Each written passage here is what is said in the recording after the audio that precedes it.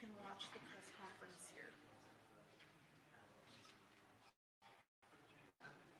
It will literally be live streamed in just a second. Well, okay.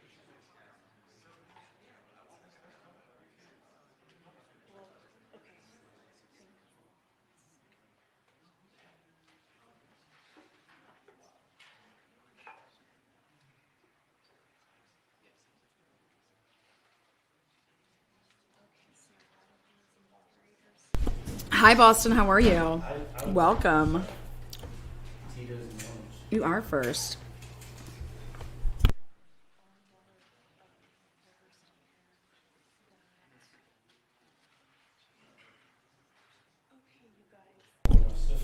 Hello, Christine. Bad girl.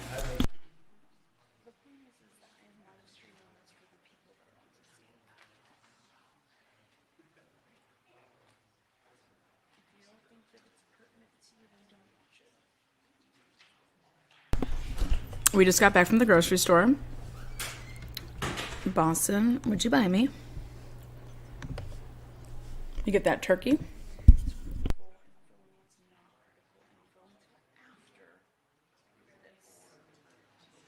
Again, hello and happy Thanksgiving Eve to everybody.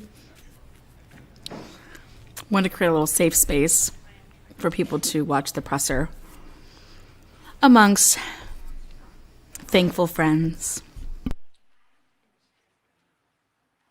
Hi, Jeremiah.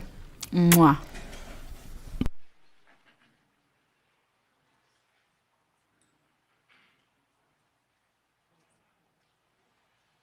Girl, I already dipped into the turkey. I'm shaving pieces off over here.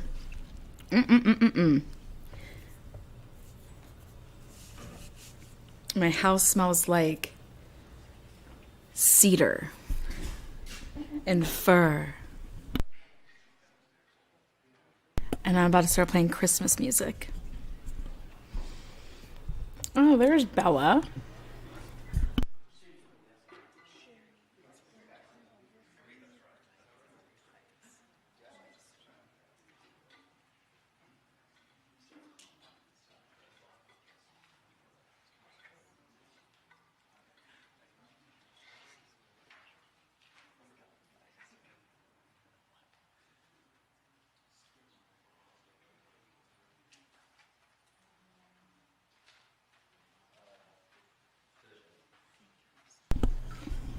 Just wanted to let you guys know this is the final 5-minute warning. Oh. And make sure that the mic check is working. We'll be all good. Yep, good. All right, final And then 5-minute also, warning. The press package is for saying and spelling everybody's name and all that good titles. And so if you need one, let me know, and I'll be happy to drop one off for you. Okay, we'll do. We'll do. All right, so 5 minutes, and we'll be getting ready to go. Thanks. Bella's outside putting up Christmas lights. Don't fall down that ladder, girl.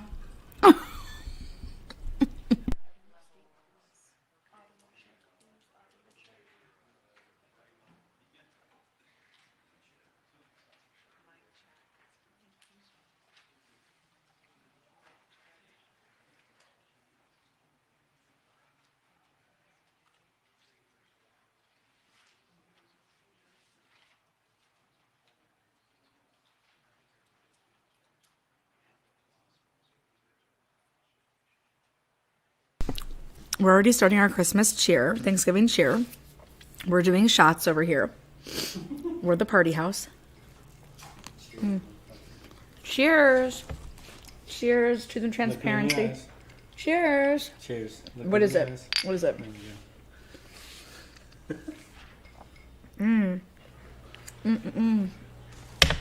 Oh my god. Oh my god, what is that? What's wrong with you people? Oh my gosh, you guys are making me do like, whoo. That'll like put some hair on your chest. You guys are wild. Cheers. Again, guys, they just said the 5-minute warning, so. Hi, Vanessa.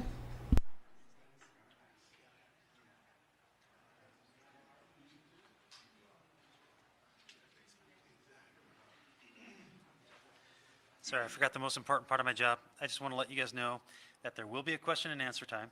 We're going to try and extend it today to be a little bit longer, so that way more people have the opportunity to ask questions. We have a gentleman who will be passing around a microphone, and he does not know what organization you're from, and so so it's purely random. So please keep questions to 1 or 2, and we'll try and get to as many people as possible. So thank you. Also, please refrain from asking those ridiculous questions. We're trying to actually learn something here today. So if you guys can just keep it on point, thanks. That's what I would have said. Okay, guys.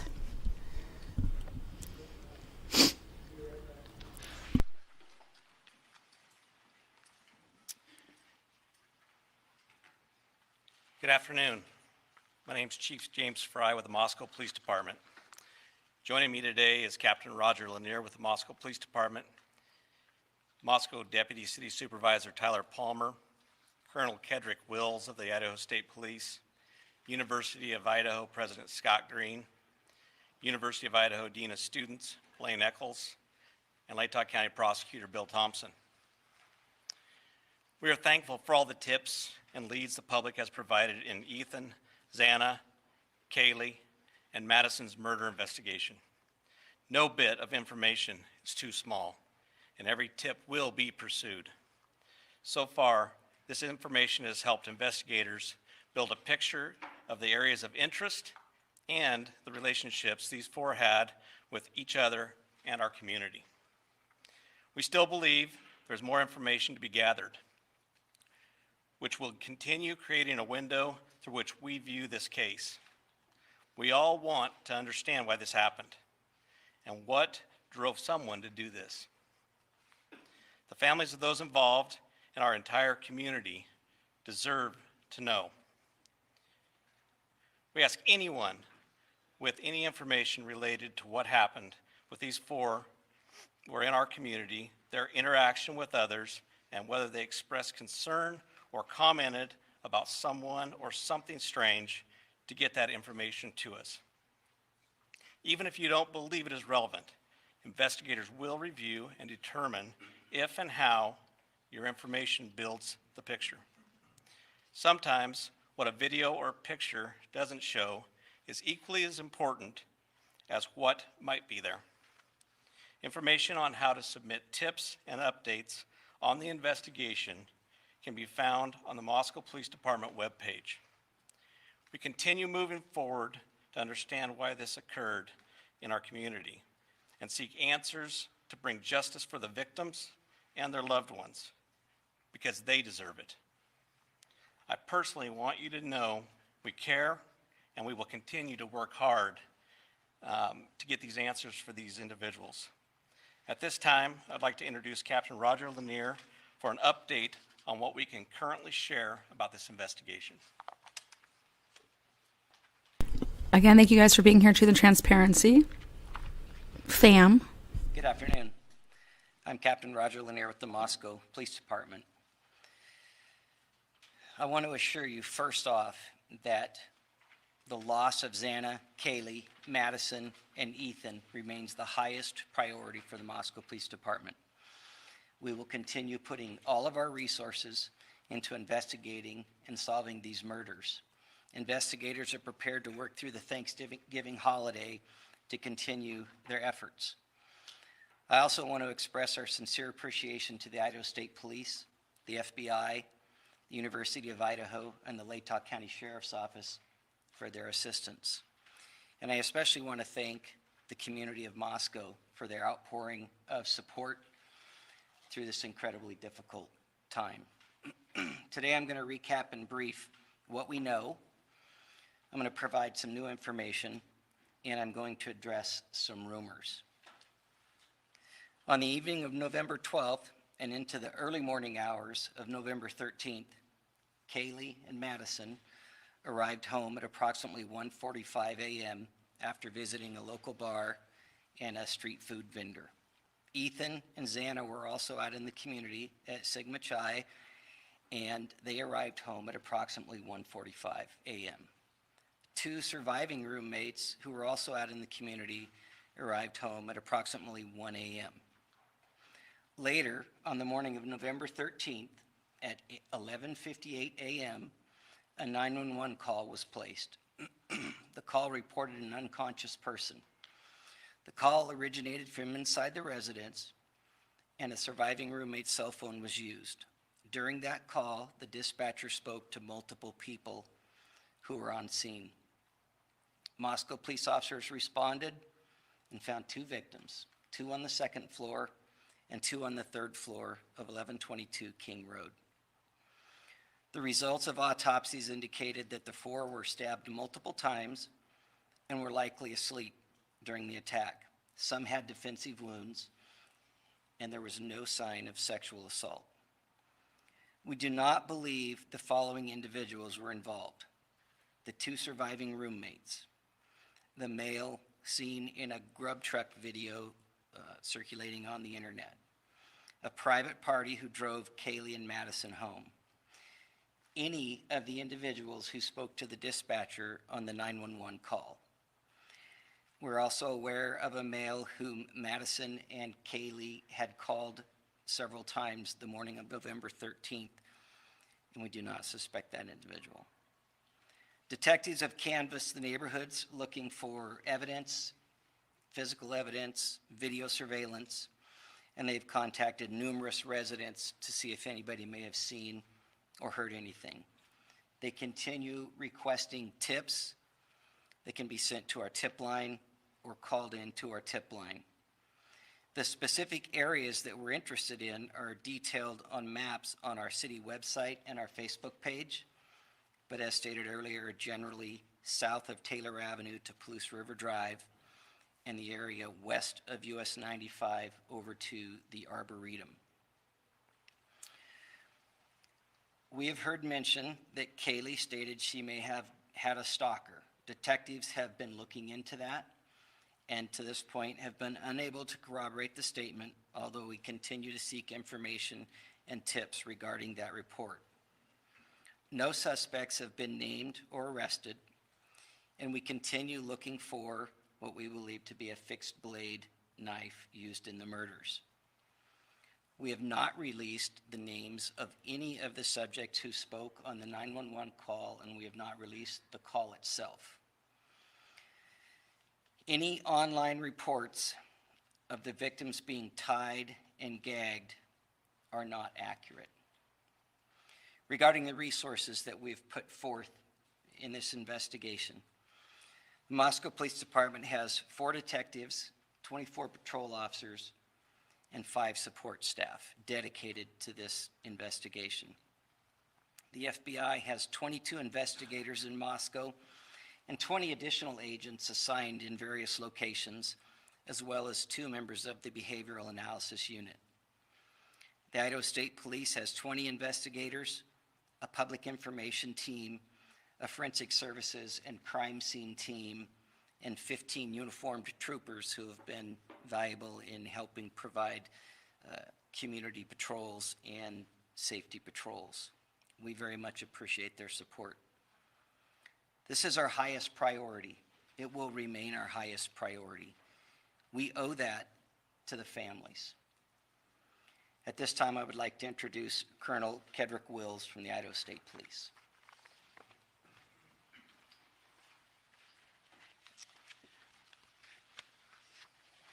Thank you, Captain, and thank you for those that are in attendance today for your attendance. We really appreciate this. What has affected Moscow and the community here has affected all of us as Idahoans. We have a way in Idaho that the communities come together in tough times, and this is one of those tough times. Leads from the community are important, and as the captain spoke, no tip is too small, and we would urge anybody that has any information whatsoever to please provide that to help us solve this case. The lead agency of this case is Moscow Police Department with Chief Fry and his dedicated team of professionals, and the Idaho State Police's role is to support them and their good work here. There is an awful lot of efforts going on behind the scenes, and I'll explain why it's behind the scenes in just a moment. But what can't be seen isn't always known of what we do in law enforcement, and I'd like to explain that in just a moment. But the Idaho State Police and the FBI continue to provide resources to this investigation. I would like to speak for just a moment, if I could, not about this specific case, but rather an overview of how cases are investigated, so that maybe it'll give some sense of the why of the timeline here. We understand you want answers. We want answers too. But these take time, and if I could explain just a minute about the process here of what we go through just generally in investigations. So we use in advanced investigative techniques and crime scene processing. So what happens when a call comes in, the original officers, the first officers that respond to a scene, and then once that they've got their work there and determined that they need some additional investigative assistance, then they call investigators to come and help process that scene. And oftentimes it requires a forensics team to help process that scene. And when I say process the scene, what we're looking for any evidence that may help us to be able to find the people or person responsible for what we're seeing. And so we're collecting biological evidence, we're collecting latent evidence, whether it's shoe prints or tire marks or anything like that. We're trying to collect that evidence. We're trying to we do that through photographs, we do that through 3D mapping to be able to map the scene. We identify and we mark evidence, and then we collect that evidence. And then we look for any evidence that we think may be helpful.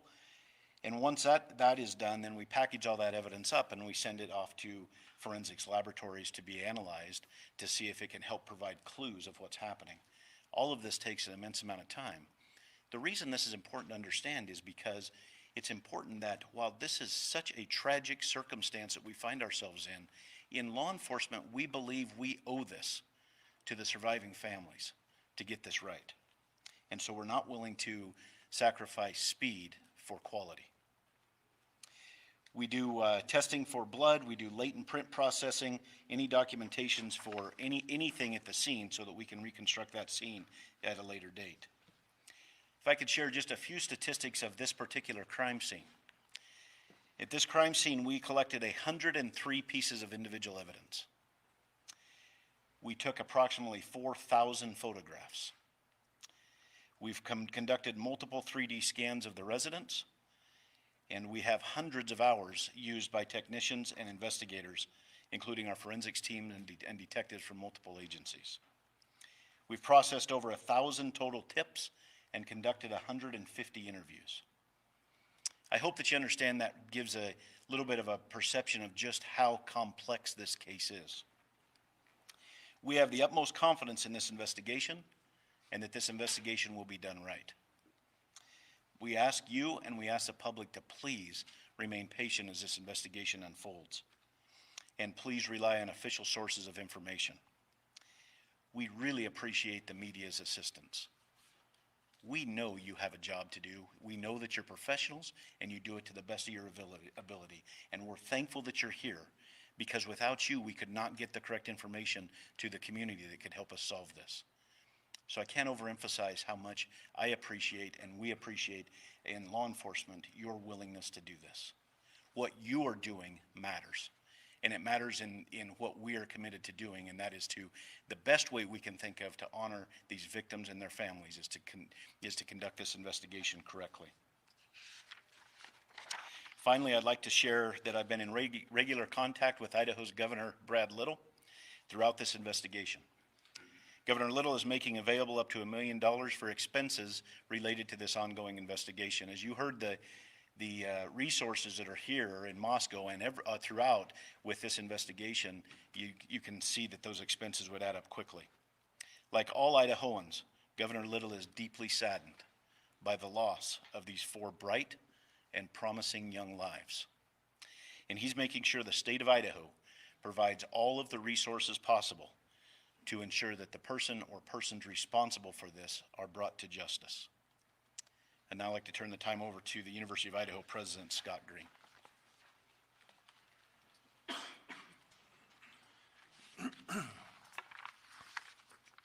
Good afternoon, I'm Scott Green, President of the University of Idaho.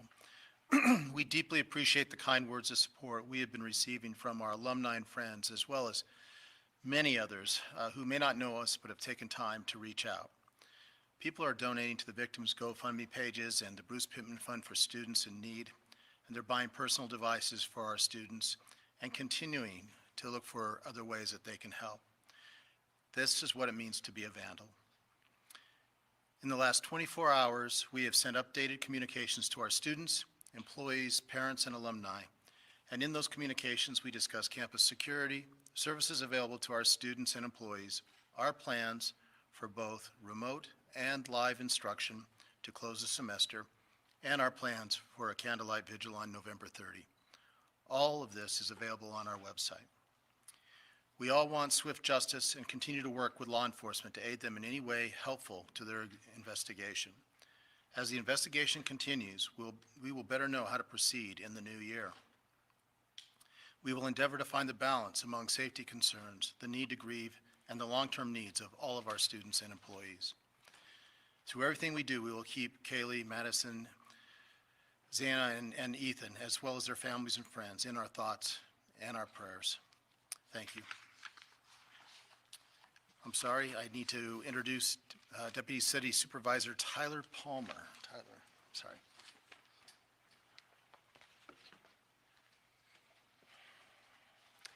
Good afternoon. My name is Tyler Palmer. I'm Deputy City Supervisor with the City of Moscow, and I'm here today on behalf of Mayor Arthur Betke, the Moscow City Council, and Moscow City Administration. The loss of Kaylee, Madison, Xana, and Ethan has sent an overwhelming, palpable wave of grief, confusion, sorrow, and anger through our peaceful community. Mayor Betke, with the support of our City Council, has instructed staff to marshal all necessary resources for our law enforcement professionals as they diligently work to assure the safety of every member of this community and find the person or people responsible for this. The outpouring of support, kindness, and genuine empathy locally and even globally has been a humbling reminder that those who want to help far outnumber those who want to hurt. And we take some solace in that.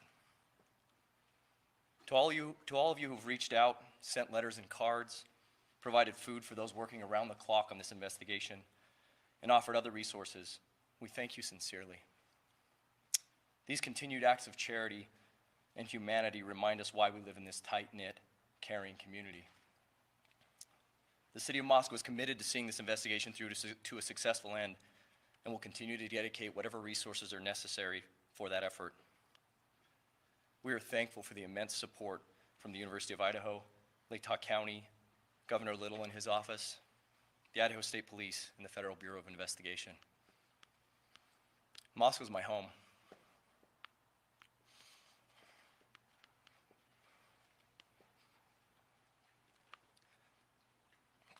And I know we won't be defined by tragedy, but how we respond to it. We mourn the loss of these beautiful young people, and we will relentlessly pursue justice on their behalf. Thank you.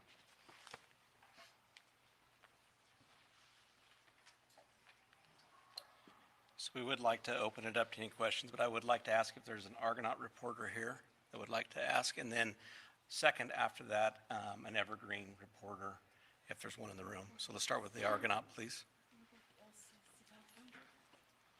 I'm with the LCSC Pathfinder. James Torman Aldrich with the Argonaut. I have two questions, if that's all right.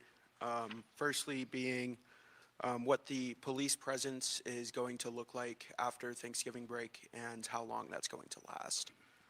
So I'll go ahead and answer. The police presence is going to be very heavy after the break. We have Idaho State Patrol that will also still be in the area, and you'll see a high impact of patrol officers and troopers, as well as Lake County Sheriff's Department personnel in the area. And then secondly, will there be any possibility of the release of the 911 phone call, even in transcript form? Not at this time. That's part of our investigation.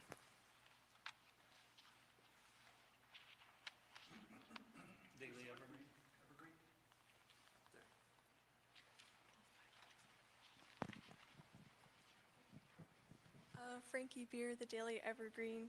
I guess the Moscow PD press release mentioned looking into hundreds of pieces of information about Kaylee's potential stalker. I was wondering what led you to believe she did have a stalker possibly, and why those pieces of information haven't come up with conclusive results. I'm actually going to let Captain Lanier answer this question, okay?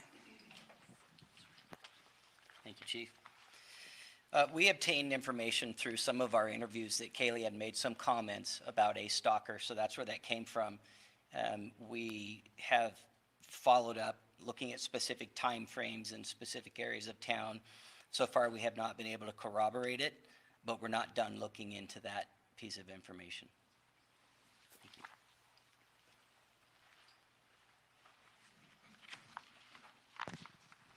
Dan Springer, Fox News. If I can get Captain Lanier.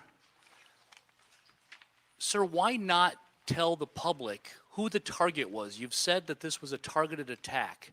Why not tell the public who was targeted? If it was multiple people, it would go a long ways to telling the public what you're looking for and who you're looking for, the type of person you're looking for. Why not do that to alleviate some of the fears out there in the community? Well, first and foremost, we have the integrity of the investigation to preserve. And we feel like that information is integral to us and how we conduct our investigation. Releasing that to the public may or may not flood us with a lot of information that's not relevant or specific to what we're looking at. Don't you want more information from the public? We do want more information, but we don't want to put our investigation in jeopardy by releasing what we have. There's always a balance between what you're willing to release versus what you're trying to gather. We told the public very clearly from the beginning that we're looking for a knife. We've told the public very clearly from the beginning that we believe it was a targeted attack. I mean, to be honest, you're going to have to trust us on that at this point because we're not going to release why we think that.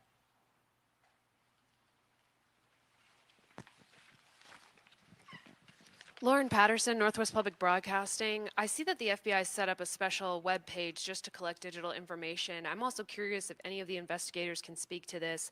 Curious if the Wi-Fi hotspot has been tapped at all. It's possible if the suspect had their phone on them, it may have pinged off the Wi-Fi in the residence. Has that been checked on at all? As I stated, our investigation is looking at every avenue of every piece of evidence that we can. The FBI has given us a website for any downloads of video or anything, so we ask people if you have any of that to send it to us, please.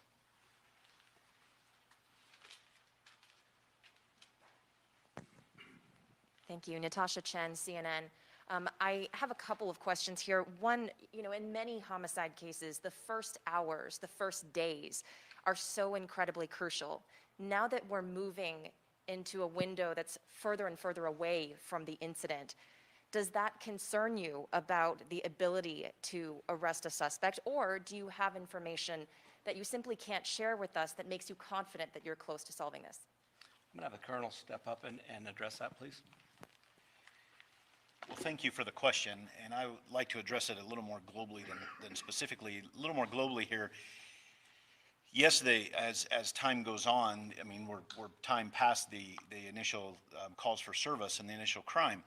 However, we also, as time goes on, are able to process the forensics evidence, any forensics evidence that we may have collected, and so that helps us. And we're also able to process the tips that continue to come in, which may help us.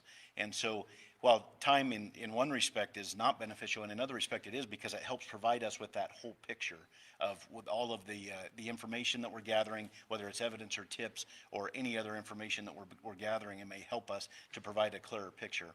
And so it may help answer those questions that we're seeking as well.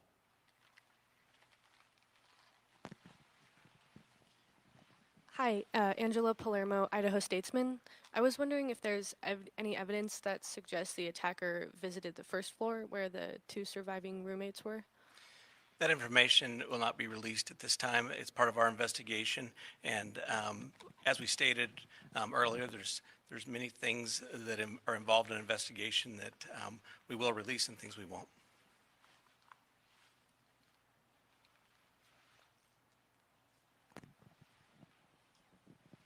Good afternoon, Ashley Soriano, Fox News. I have two questions. Have you considered the possibility of a murder-suicide? Is that something that you guys are considering right now?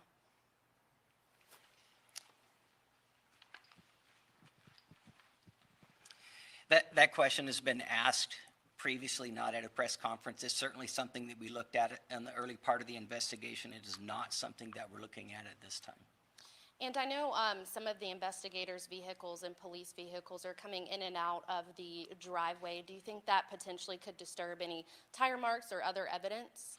Yeah, so the question has been asked about why did the crime scene tape expand, and that's not uncommon. When the first officers arrived, they tried to cordon off what they thought was important. We immediately expanded that when the investigators got there to process the scene. And logically, as this progresses, and you've seen this through our press releases, we have expanded it to several areas of the city and have in fact canvassed entire neighborhoods. So we try very, very hard to uncover every single bit of evidence possible in an area before we move on to the next area. So yes, we've looked at everything that we think we need to look at in and around the crime scene at this point. But do you believe that cars coming back and forth in the driveway, potentially like tire marks or foot marks, that there could have been? Well, it's a gravel parking area, so it would be hard to say that.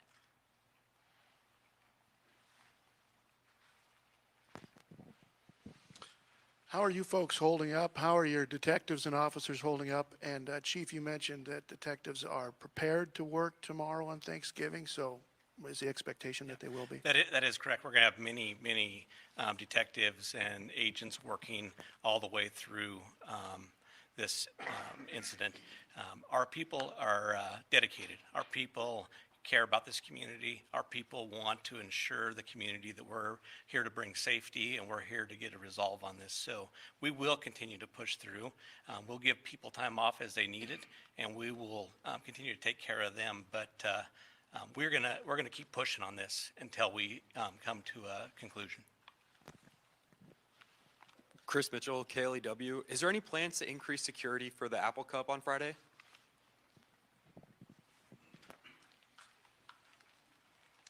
Well, I can't speak to what's going on in the state of Washington. I can only speak to what we're doing here on the campus of the University of Idaho in concert with President Green and his team.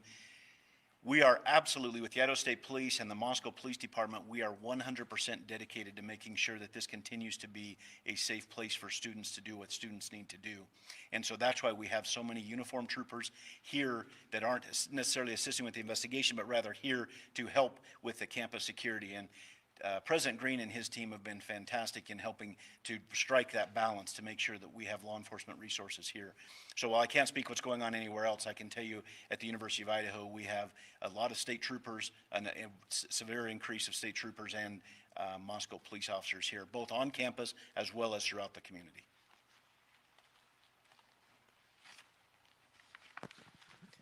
John Gabell, ABC News. Are investigators looking at any possible connection to an unsolved double stabbing in the Salem, Oregon area about a year and a half ago? Specifically, 2 people stabbed in their home in the middle of the night, long knife, no suspect at this point. One died, one survived. I think we're looking at every avenue, and we have other agencies reaching out to us with other cases and stuff that we are doing follow-up on. We will continue to follow up on those. Are you aware of that case? I actually had a tip come in on that case, and I forwarded it to our tip line. Okay, one more question. Can you confirm the bodies have been released to the families or are being so released today? I believe they have been released to the family, and I know that I believe one of them has already had a funeral.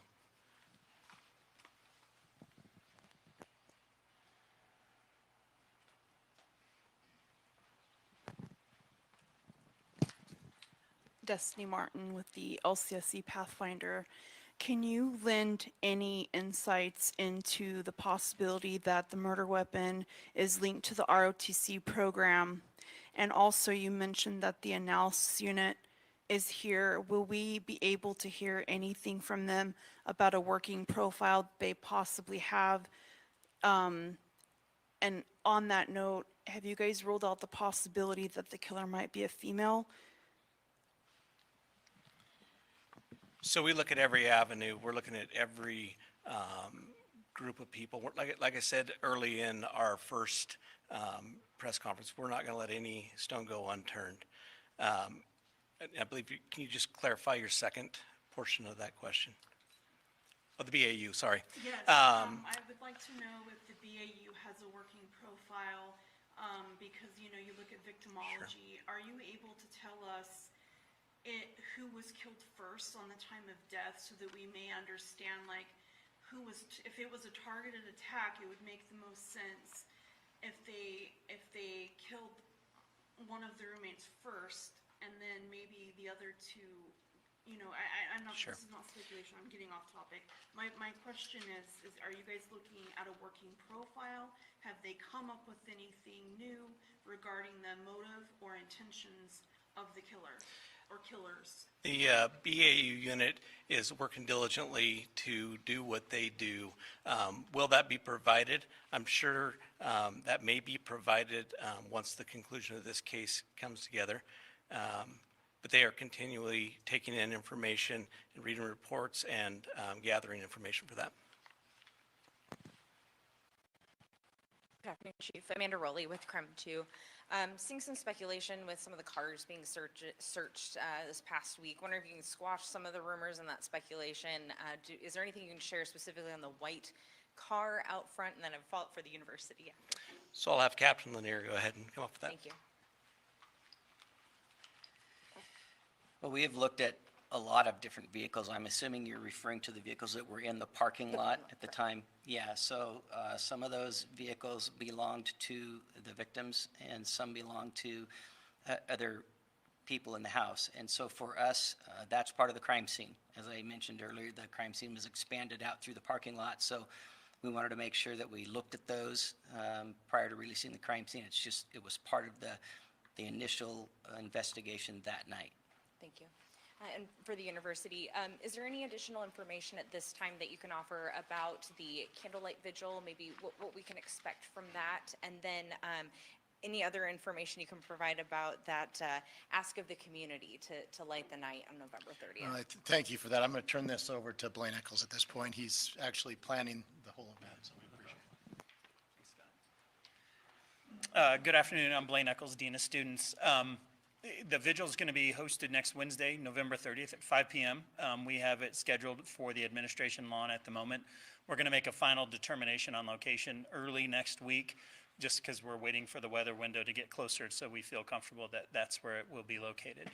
We're anticipating a large turnout of community members as well as university members, students, faculty, and staff at that particular event. And all of the families have been invited to join us if they so wish from that aspect of it. The response has just been absolutely beautiful and overwhelming to the love that has been provided to the institution as well as the family members. The Light the Night event that you're talking about, while I don't have a lot of details on that, is set to coincide at the same time, just so that people that can't be here in person as part of the vigil are going to be able to participate remotely as well. The vigil will be live streamed, and it's safe to say that the Vandal family is going to unite and come together to support the families in the darkest moments of their life, quite frankly.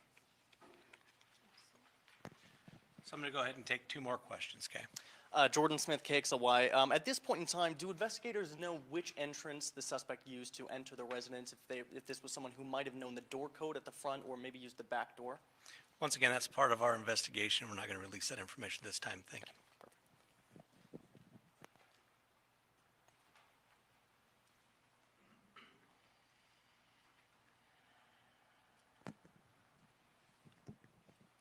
Noah Baltimore, News 8. You said this was a targeted event. You won't tell us why they were targeted. What should students do to prevent being targeted in the future?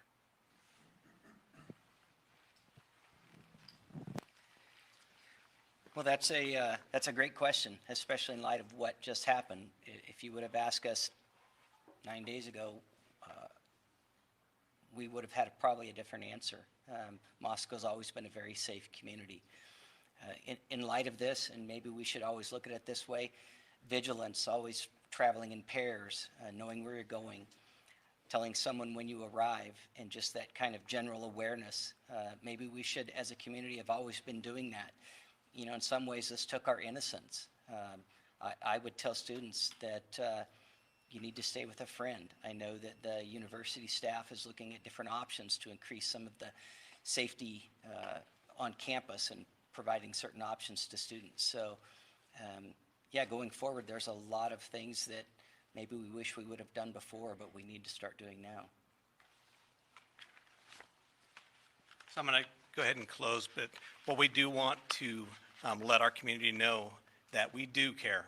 We do want to provide. Hi, yeah, a really safe quick. This is environment. Lana We'll continue to from work hard. TNT. We'll continue to do everything we can. We want people to be vigilant. We want people to report anything suspicious to us and let us get there and handle it. But we are here to provide that safety. So I want to thank you today for coming, and I appreciate your questions.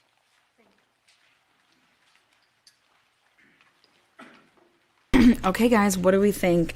Let's talk about it. Oof.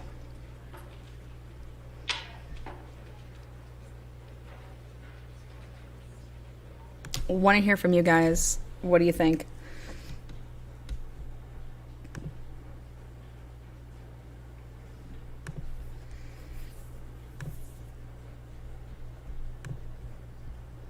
Let's take a look. Okay. Now I'll answer your guys' questions. Throw me some hard ones. I'll tell you what I think. Let's see. If there was no sexual assault, they found no semen.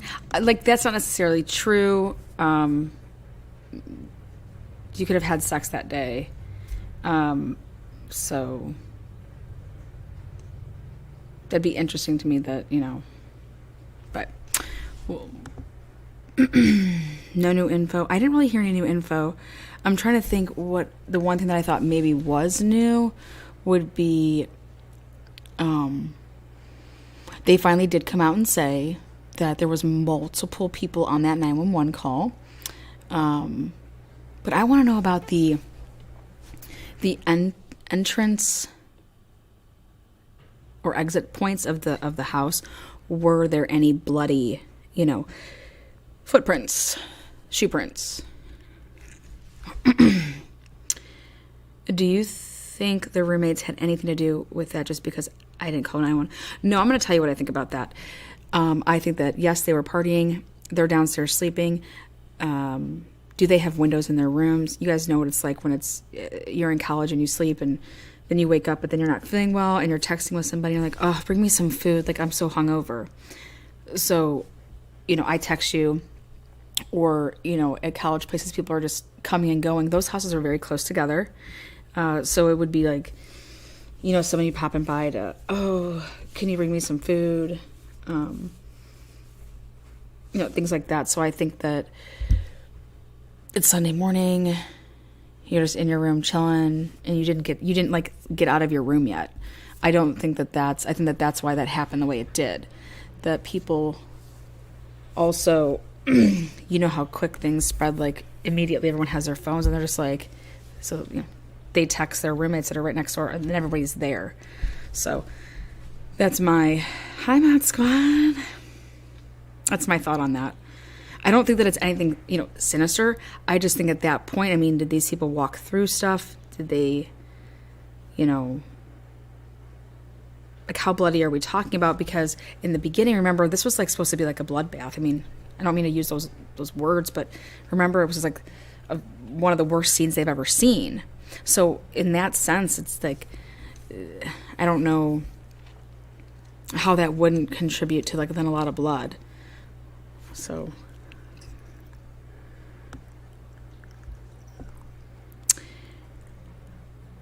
was their Snapchat location on for people to see? Yeah, I thought that was a really good question that the one girl asked. Like, did you see if anybody who logged onto your Wi-Fi? Because if you've ever logged onto someone's Wi-Fi, as soon as you're in the area, it can automatically kick you to their Wi-Fi. I thought that was a good question that the girl asked. Maybe she just actually put something in their brains to look into. Maybe they haven't looked into that. Who knows? Everyone say hi to Mod Squad. Hi, babies. Jesus. Who did they speak to prior to the murders besides calling Jack? Check social media messages. Was their phones recovered? Yeah, were all their phones there? I just, and then you're going to hear, well, to preserve the investigation, we're not going to say anything. To preserve the investigation, we're not going to say anything.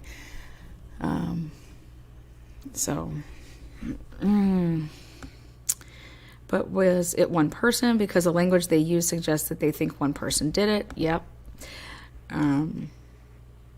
They're ruling out. Oh, they closed it 3 days ago. There was an OnlyFans page. Well, we can look into that. I'm really curious about the car. I really am, because if you think about it, that was the whole reason that she went to go show, I'm going to show Maddie, the new Range Rover. Why did she already move out? Because normally if you're living in a place, you're paying rent. I mean, like, your lease is still going on. Like, who's paying for it? And I don't mean to sound... I've looked into some stuff, and these families are all really well off as far as money goes. But who... she went there to show her vehicle to her best friend. This is the first time that we're hearing, though, if Kaylee wasn't living there anymore. But it would make sense then if somebody saw that as an opportunity to get to her because she's been staying at her parents'. That's really not an opportunity. But now you find out that you see her out and about at the bars, and oh my gosh, she's in town or whatever, and she has this stalker. So he sees, then he drives by, he sees her vehicle there, and that's like an opportunity. So that would be interesting. But yeah, the two things that I've learned here today did not come from the presser. It came from, I'm going to go back and listen to her mom talking. Is that the interview that they had them at the house with her sibling? So, yep, that was my number one question is, were there bloody plunks going in and out? How many? But I think that crime scene was unfortunately, it might have been like, contaminated just because of the people that got there. But I think the killer was at the bar watching.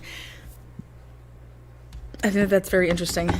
Also, is it possible that she dabbled and broke up with Jack, and because there was like this older guy, but then she realized she's like, it wasn't all cracked up as it said it was going to be, and kind of just like was like, I really want my boyfriend back, and something like that. Hi Jen, welcome. Yes, it was the interview with mom and daughter. Okay, perfect. I'll double check that.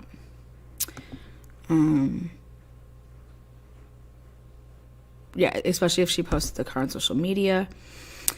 I mean, I hope her mom wouldn't hide that she bought it herself. I'd hope that if it was bought by somebody, I mean, that's a big clue. Especially if you just dump somebody and never they. But I looked into the place, and her mom made it seem like that she bought it, so.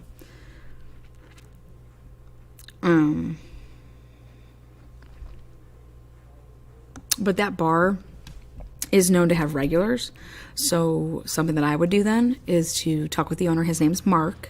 I've spoken to him before, and I would be asking Mark, and I'd be spending my time in there, and I would see what regulars weren't coming in, who's still coming in, but then also who's not, like who haven't you seen, who hasn't been around. And I get that it's the holidays, but you'd want to stalk that place if you're law enforcement, and really talk to the owner to say, okay, well, let me go through your cameras. Let's see who was there that night. Now let's see who's not coming in. So that's something that I would do, is let's see who's not coming in. And then you could start even asking the regulars, hey, you're here all the time. Because when I owned my bar, I mean, shit, the same people were on there all the time. You have like your daytime regulars, your like happy hour regulars. Then you have like your nighttime regulars. And if you want to know anything about a town, you go and you talk to the bartenders and you talk to the bar owners. You're going to learn a lot. So I would definitely be kicking it at that bar and asking that bar owner, and then take a look at all the credit card receipts from the night of to see, who was there, who was making payments. I'm looking for the screenshot for channel. Oh, thanks, girl.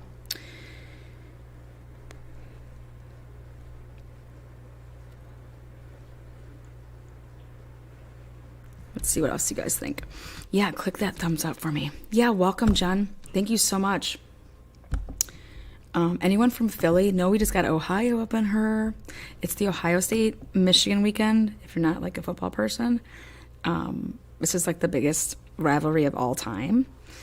Ohio State, Michigan. And it's going to be a showdown. I personally think that we're going to take it to them. But it's this Saturday at noon. Yes, mom did make it seem like she bought it. Yeah. So, but also maybe she told her mom that she did buy it. I mean, let's not kid ourselves. I've gotten expensive stuff in the past, and I never said, you know, who really got it for me. There's been times that I just was like, you know, oh, I was totally on sale, so I, you know, picked it up, you know, something like that. But I'm not going to tell, you don't need to tell everybody everything. So maybe she told her mom that she bought it, and maybe she didn't, you know. So I would look into that. And maybe her mom had no reason not to believe that she, you know, didn't buy it. So I would tell my mom that too, yeah. Just because I wouldn't want, I mean, a lot of questions asked, but it'd be interesting. God, we got people all over. Well, you guys are great. Her mom could be protecting her reputation. Yeah, I mean, but if I would look at it this way, like if some guy wanted to buy me a Range Rover, I mean, are you just buying me it, or are you like leasing it for me? Also, if it's not in my name, I mean, but then if you stop making the payment, it could get repossessed. I don't know. You just, who knows? But also, who's just throwing around that type of money to, you know, it's got to be somebody with that type of money, or that they're showing off and they really don't have it, but they were trying to wooze the person, and then this happens where she totally was like, you know what, no. And, you know, I don't know. Hi, Joey. Hi, Joey. But yeah. Hey, Bumblebee. Hi, all the mods. Maple Beef. Maple Beef doesn't even feel good, and she's here. Love it. Yeah. You guys are great. I'm going to wrap this up. It's starting to smell like Thanksgiving, so I want to start like getting my hands into everything. So, Joey, I'm really good. I'm looking forward to the holiday season here. So, and I'm wanting all of you guys to have the best holiday season, and it starts tomorrow. So, I think that we have a lot to be thankful for, especially a lot of us that follow this true crime. I mean, this is heartbreaking, and you just never think it could happen to you. And there's people that are there that were saying the same thing, and it did. It happened to them. So, all right.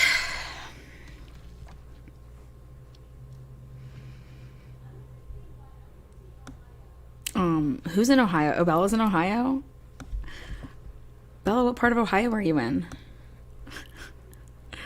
Oh, Mod Squad. Yeah, Jen, welcome. And then thank you, Nancy. Nancy gifted 5 memberships. Thank you, so much, Nancy. So there was 5 new people that snatched up some memberships. Thanks again, Nancy. And all of you guys, mods, subscribers, members, happy Thanksgiving to all of you guys. Truly enjoy your families, enjoy your friends, and log off. Just log off. Sorry I missed the show. It's okay, hun. Just rewind all that. But it's the presser for the Idaho 4. All right, guys. Take care until next time.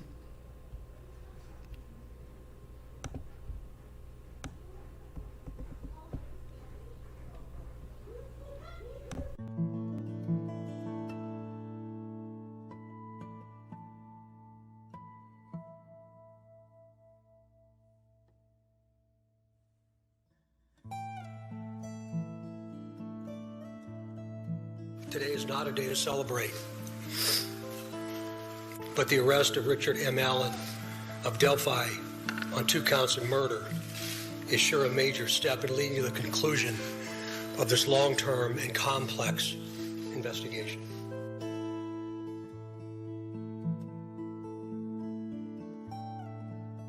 Of this long-term and complex investigation. Of this long-term and complex investigation. Of this long-term and complex investigation.